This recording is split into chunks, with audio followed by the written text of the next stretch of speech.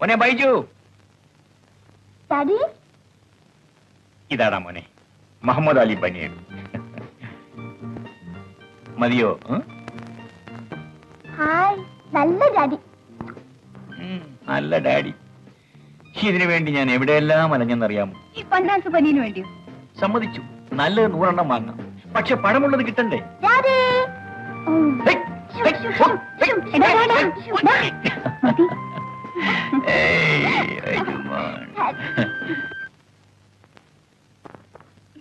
എന്താ അവിടെ നിൽക്കുന്നത്? ഇങ്ങോട്ടിരിക്കേ. അങ്ങോട്ട് അടുത്തിരിക്കോ. ഇതുവരെ ഒന്നിച്ചു വന്നിട്ട് ഇവിടെ അകൽച്ചയോ? ഇവിടെ നീങ്ങിയിരിക്കും മോളെ.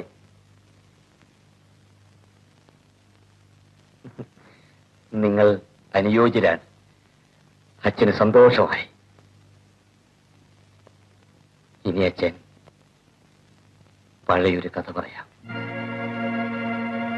ഒരു യുവാവ്, ഒരു യുവതി, അവർ പരസ്പരം സ്നേഹിച്ചു, വിവാഹം ചെയ്യാനും തീരുമാനിച്ചു. പക്ഷേ രണ്ടുപേരുടെയും വീട്ടുകാർ എതിരായിരുന്നു. പണ്ടേ ശത്രുതയുള്ള കുടുംബങ്ങൾ. അവസാനം പെണ്ണും ചെറുക്കനും അവരുടെ വീടുകളിൽ നിന്നും എടുക്കാവുന്നത്ര പൊന്നും പണവുമായി സ്ഥലം വിട്ടു.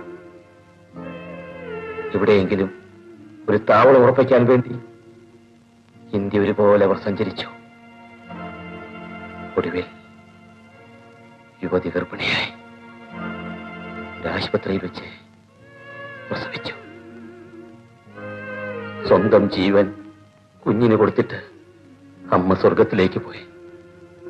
യുവാവ് ആ കുഞ്ഞിനെയും വളർത്തിക്കൊണ്ട് ഇവിടെ തന്നെ കൂടി.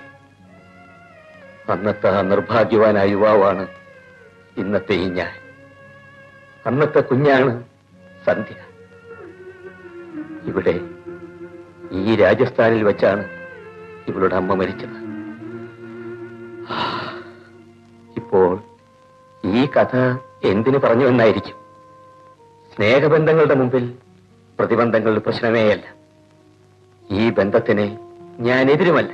ഒരു സംശയം ചോദിച്ചോട്ടെ, അങ്ങേ വീട്ടിലേക്ക് കൊണ്ടുപോകാൻ വീട്ടുകാർ ശ്രമിച്ചില്ലേ?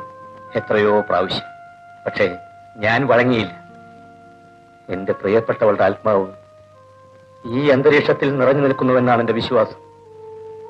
ഇനി മരണത്തിന് മാത്രമേ എന്നെ ഇവിടെ നിന്ന് വേർപ്പെടുത്താൻ കഴിയൂ.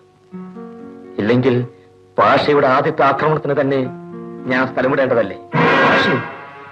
അതായത് ഈ രാജസ്ഥാൻ മരുഭൂമിയിലെ കൊള്ളക്കാരെ പറ്റി കേട്ടിട്ടില്ലേ? അവരുടെ നേതാവാണ് പാഷ. പേര് കേട്ട് തെറ്റിദ്ധരിക്കണ്ട, ആള് മലയാളിയാണ്. അയാൾ അങ്ങയെ ആക്രമിച്ചതിന്? കൊള്ളക്കാർ എന്തിനാ ആക്രമിക്കുന്നത്? പണത്തിന് വേണ്ടി. ഞാൻ ഇവിടെ തന്നെ താമസിക്കാൻ തീരുമാനിച്ചപ്പോൾ ഒരു വ്യവസായം തുടങ്ങി. അതങ്ങനെ നല്ല നിലയിലെത്തിയപ്പോൾ പാഷ ആക്രമിക്കാനും ആരംഭിച്ചു. ഒരിക്കലല്ല, പല പ്രാവശ്യം. ജീവനൊഴിച്ച് മറ്റെല്ലാം നഷ്ടപ്പെട്ടു. എന്നിട്ടും ഞാൻ പിടിച്ചു നിന്നു. അവസാനം ഇവിടുത്തെ ഗ്രാമീണരെ സംഘടിപ്പിച്ചുകൊണ്ട് തിരിഞ്ഞെതിർക്കാൻ തുടങ്ങിയപ്പോൾ പാഷ തോറ്റോടി. പിന്നെ ഇങ്ങോട്ട് വരാതെയുമായി. പക്ഷേ പാഷയെ അന്വേഷിച്ച് മറ്റൊരാളുടെ എത്തിയിട്ടുണ്ട്. One mister Jagdish.